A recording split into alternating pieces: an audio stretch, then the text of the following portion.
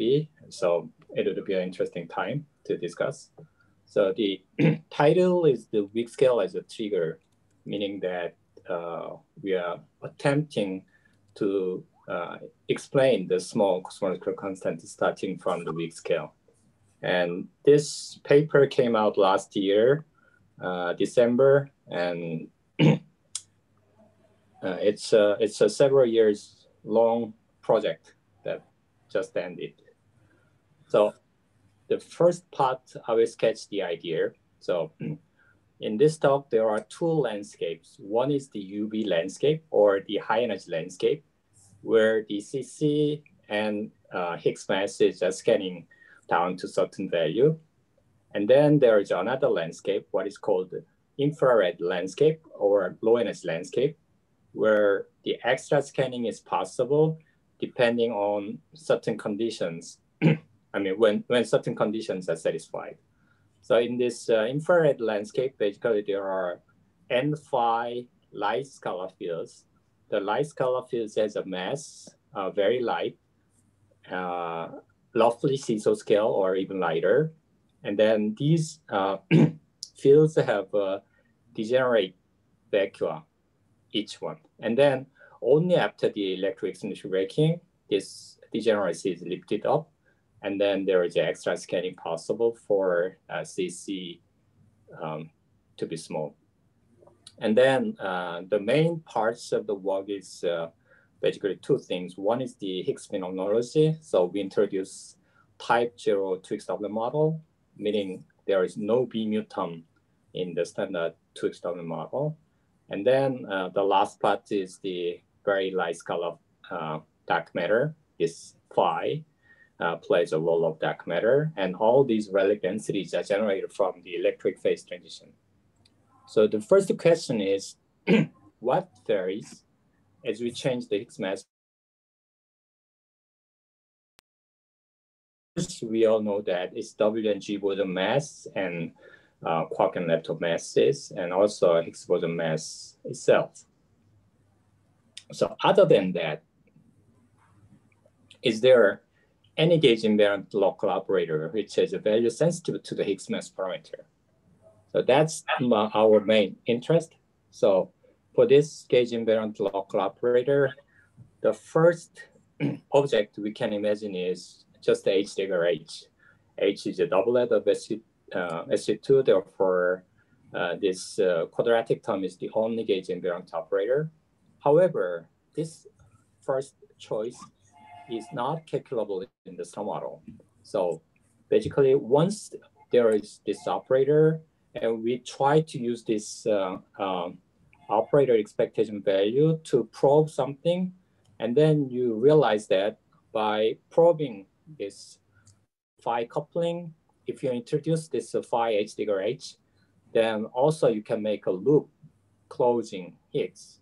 And then they provide the tadpole for phi, meaning that H dagger H doesn't play a role in this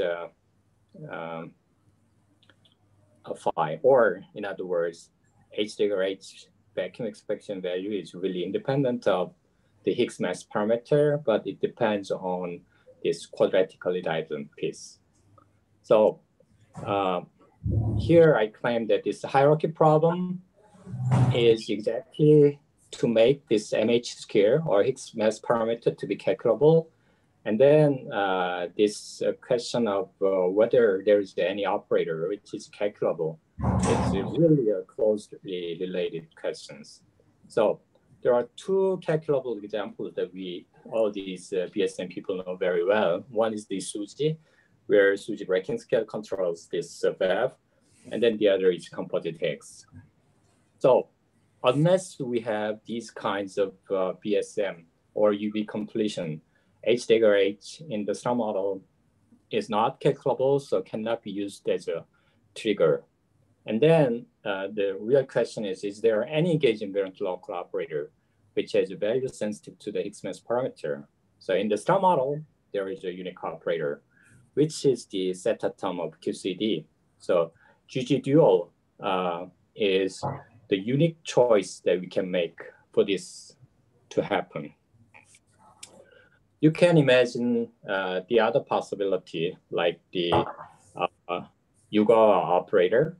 But once you think of this Yugawa and couple it with the phi, then you realize that this phi and Yugawa coupling just make a one-loop diagram. And this closed loop, again, generates the tadpole for phi. So this tadpole is not sensitive to the weak scale, but it's UV sensitive. So since all the quark Yugawa operators are used to give mass to the quarks, we cannot find any single operator. Of course, the only option, if there was a massless upquark exists, which is upquark Yugawa, but we know that it's not viable any longer. So Yugawa coupling is not available any longer. So going back to this GG dual or the set atom, basically this is a total derivative. And if all the quarks are heavier than QCD scale, then GG dual is just written in terms of lambda QCD to the fourth. And of course, the expectation value is proportional to Z atom. And also, I mean, this has a kind of indirect dependence on the weak scale, since if you start from some strong coupling and then you match it, whenever you integrate out the quark, there is a beta, from the beta function, you realize that almost the linear dependence on the Webb weak scale arises in lambda QCD. So in the star model, after anomalous chiral rotation, I mean, this is the case when two light quarks has a mass lighter than lambda QCD, then we are using this chiral perturbation theory. And then there is a V dependence from the quark mass and also another V dependence from lambda QCD. So they depends on the weak scale and is insensitive to UV. And the size is about 0.1 MeV to the fourth. So this is what I call lambda star. But actually, this option is not very much attractive, since you need another solution to the strong CP problem in order not to touch the axion solution. So I was asking, is there any gauge invariant local operator which has a value sensitive to the Higgs? GG dual was the only option. And when you extend it to 2XW model, we have an option, which is this B mutant, basically, H1, H2, the holomorphic bilinear of two Higgs doublets. So basically, we can consider this weak scale as a trigger. So this is what is called type 02 Higgs doublet model. So we know that there are 1, 2, 3, 4 types for 2XW model. But here, B mu term is forbidden, just with the same reason that I discussed. So like a Yugawa, if there is no Yugawa and if the Yugawa operator only coupled to phi, it would be okay. So we are using this H1, H2 to couple to phi, but without B mu term. So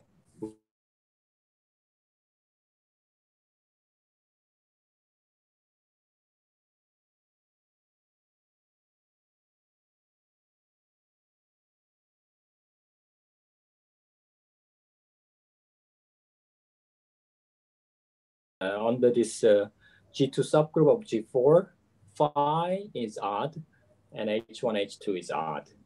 And then B mu is forbidden and linear term is phi is forbidden. And for this G4 symmetry, actually you can assign depending on U1Y transformation.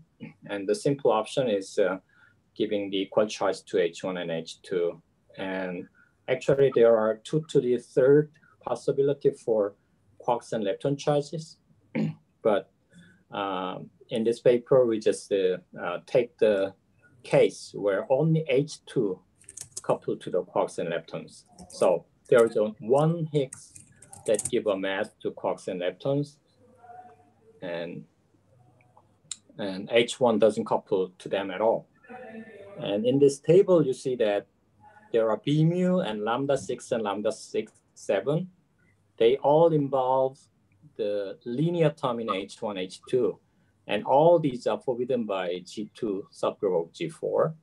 So this type 0 2XW model, Lagrangian has these parameters, 2 mass terms and 2 self-quadratic, and then 3 mixed quadratic, lambda 3, lambda 4, and lambda 5. The standard lambda 6, lambda 7 is absent. And also, the B mu term is absent. Since when there is a B mu, you can draw this tadpole diagram for phi, and you end up with the same problem. So the idea is when you consider this weak scale as a trigger, and they are basically the functions of MH square, so you can connect the scanning of the Higgs mass and scanning of the cosmological constant. And then I just build a setup where this cosmological constant can be small only for the narrow range of MH square. So this is a schematic cartoon picture. This mu square is basically the expectation value of H1, H2. And when this mu square is satisfying certain conditions, small cosmological constant is possible, because here the allowed reason, meaning that lambda has a scanning depending on the vacuum, and then only for this narrow window, extra scanning is possible. So you can have a universe with a very small CC. So the values of mu square in the landscape classically is shown this way. So only when both mass squares are negative, this product can be non-zero on the right, but the bottom left. However, at the quantum level, we can consider this quark confinement, which gives quark condensate, and they provide the tadpole to the Higgs. And therefore, we end up with an interesting regime in between, where when mass square of H2 is smaller than lambda QCD, basically mass term doesn't play any role. And then the VAV of H2 is entirely determined by lambda QCD. And even when the mass square of H2 is positive, you see this non-zero VAV for H1, H2, because the tadpole just give VAV as a balancing between positive mass square. Sorry, so, yeah. Is it possible to put the PDF on a single page? Because I think many of us have problems with the connection otherwise. So when you scroll down, then it skips the page. Sorry, I think I cannot do it in a real time now, and I only have 15 minutes. Okay. So, yeah. Okay. Let me just continue, and I think I can share the PDF if you. It's okay. Go ahead. Yeah. So this picture, if you take a slice in this constant MH1 square, when MH1 square is negative, and depending on MH2, basically you can see that when MH2 square is negative, this is the standard mu square, but in the classical limit, basically it goes to 0 when MH2 square becomes 0 and positive. But due to this lambda QCD, you always ended up with this lambda QCD times H1 VAV when MH1 square is negative, but MH2 square is positive, even when B mu is absent.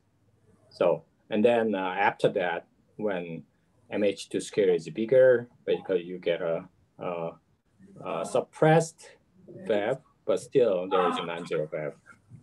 So the universe, including ours are the universe where both mass squares are negative. So here we don't have B mu, so there is no tadpole for the other one. So both mass squares should be negative. And then the quadratic and mass gives a valve for both Higgs valves. And then there is a certain range of mu big and mu small, which allows you to have extra scanning for the cosmological constant. And then there is another option. So I just classified these three reasons, and these two numbers indicate that in each different regime, different terms dominate to determine the valve. And then there is an interesting case where MH2 square is positive. And in this universe, actually, the H1 determines the gauge boson mass, and then only H2 couples to the fermion, and they have a very tiny valve suppressed by lambda QCD square over MH2 square compared to lambda QCD. So there is a universe where gauge boson is heavy, but the fermion is extremely light. So that's one interesting option that you can imagine. So this is a kind of central plot that summarizes all the essential ideas. So we can consider this mu square as a function of MH square, and then imagine that there is a universe where the number of vector are not sufficient, starting from m star, which is the fundamental scale of the theory, and then lambda h is a kind of UV completion scale of Higgs sector. So it could be SUSY at 100 TeV or some different UV completion. So in principle, lambda h and m star can be different.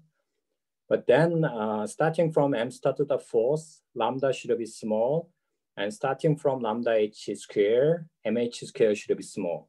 So how small they can be depends on this n UV, number of vector in UV. So I can use this n UV to lower cosmological constant or make the Higgs mass square to be small. But since this product is limited by n UV, I cannot have small CC and small Higgs scale at the same time. If that's the case, then there is a line for the cosmological constant, and then small cosmological constant is not allowed in this big UV landscape. And this small mu square, or small cosmological constant is possible when this IL landscape is populated, or I will go into the details here. So in the standard picture, we need 10 to 120 vector for CC to be small, and 20 to 30 vector for the weak scale to be the right scale.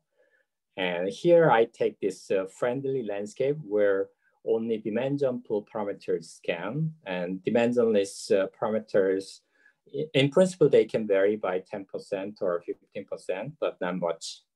So these two problems, and then they uniformly scan. And in this high energy landscape, the values of the CC in the landscape, just take arbitrary value, but the spacing of CC would be entirely determined by m star to the fourth divided by NUV. So it will be very sparse. And then in this high energy landscape, if the number of vector is less than 10 to 150, then it's not possible to have observed CC and the observed weak scale. It's very obvious. And then there are additional low energy landscape, the IL landscape, where this landscape has a very nice potential, G2 symmetric potential. So there are degeneracy for each phi, and there are n phi of these fields, typically hundreds or 200s of them. And then when the Higgs doesn't get a wave, so this H1, H2 has a coupling with the phi in such a way that when electroweak symmetry is not broken, the degeneracy is exact. And the electroweak symmetry is slightly broken. There is a slight lift up of the potential. So the potential energy is different for two vector, and they provide the extra scanning of CC. And when the weak scale is too big, basically we lose the other vacuum. So we end up with a single vacuum. So there are two scales. One is mu b. So if mu is bigger than mu b, then the other vacuum disappears. And if mu is smaller than mu s, then this splitting given by the weak scale is too tiny to cover up the CC. So the schematic picture is shown here. So the values of the cosmological constant in the landscape from the left, when there is no electroweak symmetry breaking, we just have lambda star, which might be the weak scale to the fourth or MeV to the fourth. And then when there is a tiny breaking of electroweak symmetry, these G2 to the n phi is degeneracy is lifted up, and then they give a hyperfine splitting for each level. Sorry, could you scroll up a little bit? It's hard to we can't see what's on top of these columns. Yeah, thank you. Does it help? Yeah. So the color doesn't mean much, but it just implies that different color originated from different level, meaning that you started from the main channel, and then from there, different splitting just provides you the sparse of lambda scanning, but it's not sufficient enough to fill up all the cosmological constant space. So if zero is located in the gap, then you cannot explain the small CC problem. And then when this weak scale is bigger than mu s, meaning that the splitting given by the weak scale, the energy difference is comparable to the level spacing of UV landscape cosmological constant. And then basically you can fit up all these CC, meaning that you are using NUV and NIL, which is 2 to the n phi. So there are basically 2 to the n phi extra fields which contribute to the scanning of cosmological constant. So in this nice region of the weak scale between mu s and mu b, basically you have lots of vector giving different CC. So small CC is naturally allowed. But if the weak scale is bigger than mu b, then you just lose the other minimum of the phi potential. So you end up with a single vacuum for each phi, and just you go back to the case where there is no electroweak symmetry breaking. So there are various theoretical constraints coming from, for instance, once we write down this phi H1, H2 coupling for different phi I, and then in principle, when you can close up the loop of Higgs, and then basically you generate this kappa square, epsilon square. So here, epsilon is a small number, basically V square over M star. So it's a Caesar scale. And kappa is an additional coupling governing this phi potential. And then when this V loop is generated, in principle, when this is big enough, then they just play a role of this extra scanning. So we just want to have a setup where the special value of the weak scale allows it, but not in general. Therefore, there is one constraint on kappa, which in order to prevent the IR scanning from this V loop. And then also the cosmological constant coming from UV scan, and then applying the another condition that the splitting should be larger than the CCA from UV scan. And then basically you end up with interesting constraint on either NUV or kappa. So kappa cannot be order 1. It should be smaller by 10 to minus 5 or 10 to minus 6. And then also lambda h cannot be the Planck scale. It should be smaller than 10 to 12 GeV. It's obvious for some reason. But so in summary, I can tell you that basically we are trying to find the extra scanning starting from lambda star, which is basically kappa V to the 4th. So kappa 10 to minus 5 and V the weak scale. Basically, you are starting from GeV to the 4th cosmological constant in the UV landscape. And then this extra scanning is possible for very special ranges. So especially when μS is comparable to μB, in principle, there is no reason for them to be comparable. But when they are comparable, we can make a sharp prediction on this connection. But in summary, basically, it's the universe where either you end up with a large cosmological constant and arbitrary value of the weak scale, and only in a very special place. Once you know that you are living in a universe with a very small cosmological constant, you end up with the conclusion that your weak scale should be in between μS and μB. So this is how you connect the weak scale and the cosmological constant. And then I will skip this different universe possibility.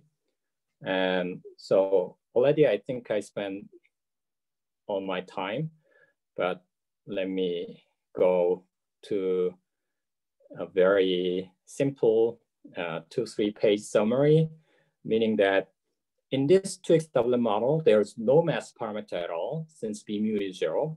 So all the mass terms are entirely generated from MH square. And then we just assign the one with the heavier or larger VAV as our standard model like Higgs. And then there is another Higgs whose VAV is smaller, V1, smaller by factor 1/3 or a quarter. And therefore, basically all Higgs states, CP odd, CP even, charged Higgs are at around the weak scale, 100 GeV or 200 GeV. And also in terms of the couplings, basically these matrices, 2x2 matrix shows the mixing between two Higgses, and they are entirely governed by lambda 3, 4, 5, which is the sum of these three mixed quadratic coupling. And if lambda 3, 4, 5 is equal to 0, then there's no mixing between H1 and H2. So the capital H, which doesn't couple to fermion, has no coupling to the fermion. And also regarding the gauge boson coupling of the Higgs, there is another condition. Gauge phobic Higgs is realized when lambda 3, 4, 5 is equal to lambda 2. So then there are many interesting relations, but basically that's what is needed to understand the setup. And then CP even Higgs is predicted to be lighter than the standard model Higgs, and it should be heavier than lambda QCD. So typically it's lighter than 200 GeV. And surprisingly, I mean, we have an issue because all these masses are generated by the quartic and mass term of itself. And the small model one is the heavy one. So we can raise the mass by quartic, then you end up with the Landau port problem. So basically, depending on how far you want to go to UV, basically the mass, the highest mass is limited. So I think I can just skip And you can just see the papers, but look at this plot in the middle. So the capital H is H1, which doesn't couple to the fermion much. And then surprisingly, there is a white region, which is allowed by any of the existing experimental data set. So this, I took this charge disk to be 135 GeV. So this option, type 0 fixed Doppler model, is really an interesting, sharp prediction of this setup. And then I will skip this part. And last part, I will comment on this scalar dark matter. I think you all know this oscillation making, the coherent oscillation making a dark matter story. So here, basically, all these contributions to the dark matter relic density comes at the last time in the history of the universe. And that last time is nothing but the electric phase transition. When there is an electric phase transition, phi has a shift of order m star or slightly less. But if there is an order m star shift, then you just get a dark matter relic density comparable to those lambda star. And then this lambda star has an interesting cosmological consequence that when this phi mass is heavier than the Hubble at the weak scale, then this is the contribution of the relic density. The red line is the case when this delta phi is less than m star. And then the blue one is when delta phi is of order m star. So meaning that you could start with a relic density of the size that is comparable to what you observe. And then the same amount of the relic density is obtained from the electric phase transition. I mean, at that time, there is a shift of order 1. And then when this mass of the phi is lighter than the Hubble at the weak scale, basically, there is a shift of the relic density or the potential energy at the electric phase transition. And then they just evolve till they start to roll. And then eventually, much later, they become the dark matter. So, I mean, this computation, you can just consider these two limits. And very easily, you realize that one case, basically, the only difference, I mean, since the numerology tells you that if you start with v to the 8th over m Planck to the 4th, it's exactly the relic density the dark matter relic density that you require now. And then there is a famous cosmological moduli problem, since the coherent oscillation behaves like 8 to the 1 over 8 to the cube instead of 1 over 8 to the 4th. And therefore, you have to compensate that extra factor by kappa, which is much smaller than 1. So depending on whether m phi is heavier than Hubble or lighter than Hubble, you get a slightly different contribution. And then the last money plot is this light scalar dark matter just is fine. And the orange line is the case where this phi just provides you the dark matter, and the kink at 10 to minus 5 corresponds to that condition of m phi is equal to Hubble. So basically, any m phi bigger than the current Hubble and any m phi lighter than 1 kb is allowed. So you would not be entirely surprised that there is an additional light scalar, not just one, perhaps hundreds or 200s of them. Once you observe it, then you might have to consider this possibility seriously. I think I'm done. So the smallness of the CC and the observed weak scale might have a tight connection in the landscape. And in this friendly landscape, the big landscape, the CC scan might not be sufficient. And then electroweak symmetry breaking break the degeneracy of light scalar vacuum and then can make the CC down to the small one. And then there is an interesting type 02 HDM model, which needs to be probed by colliders. And then also these phi fields of the IL landscape can provide you the correct dark matter relic density. Thank you. So thank you very much, Hyung Do. So we have time for a couple of questions. Actually, I see a question in the chat. So it's about the discrete symmetry, why you need Z4 rather than Z2. I mean, the whole symmetry is G4, and then you just take the limit where one of the Higgs doesn't carry the quantum number, then it's just basically it's just three fields, right? Phi, H1, and H2. So you can consider G2 for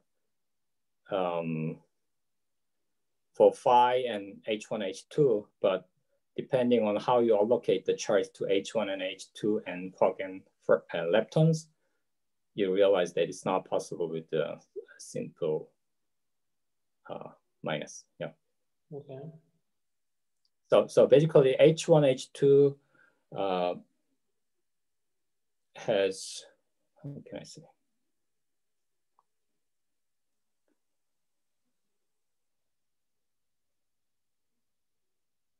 No, I don't have a short good answer right now. Okay. More questions?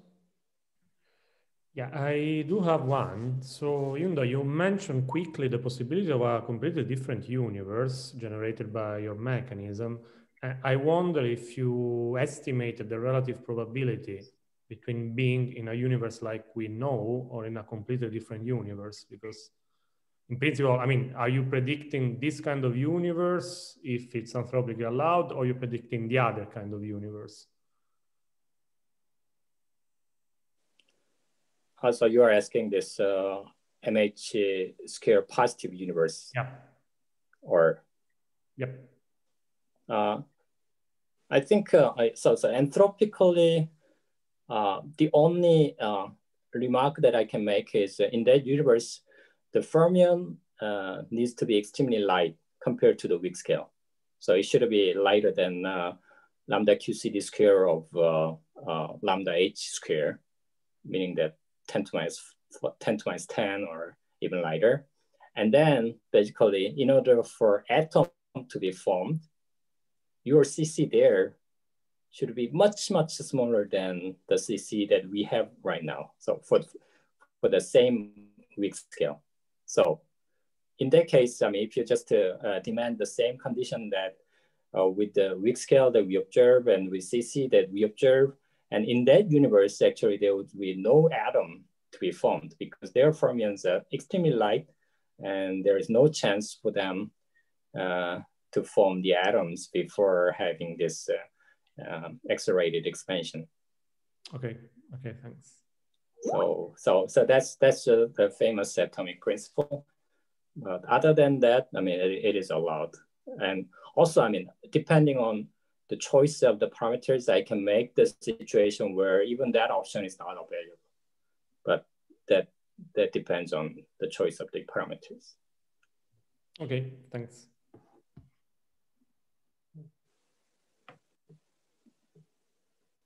So I have a small question. I'm a bit confused about the dark matter part. So the dark matter candidate is which scalar in that story? All of them. All of them. So, but yeah, hundreds or 200s of phi, whose mass is V square of star. So it's basically the CISO scale compared to the weak scale. So depending on M star. So if your fundamental scale is low, then M phi can be slightly heavier. Even it can be KV. But if the M star is Planck scale, and then M phi should be very light. And that this part is a bit independent of the rest of the model. You can provide you the coherent observation. So, but the dark matter story is a module that you can, you know, is independent of the solution of the hierarchy problem, or not? I would say, yeah. In principle, I mean, the parameter space for phi is bigger, but given that you anyway need to have these light scalars, many of them, to have this extra scanning, and then what would be the role of this extra scalar fields, which is very light, and then the first thing that you can think is it may provide you the dark matter relic density. So it might oscillate even nowadays. But in the last plot that I showed, and also in the paper, basically the whole allowed region is very fine if you forget about the dark matter. So it can be just a subcomponent dark matter, or it can explain the whole dark matter abundance. That's up to you. But and it's obvious that it is stable. Yeah. Okay. It cannot decay. Why it cannot decay? So I don't have any other. Oh, so you're asking why it doesn't decay into diphotons or. So here this phi is a pseudo Goldstone boson, which is extremely light, and this epsilon you may convert it into huge decay constant f. So this phi comes with epsilon. So epsilon is 10 to minus 30. Okay. So it's really a weakly coupled scalar field. So its lifetime is very long. Yeah. All right. Thank you. So if there are no other questions, we can move. We can thank Hyung Do and move to the second talk by Alessandro. Thank you. Thank you. Okay, can you see the screen?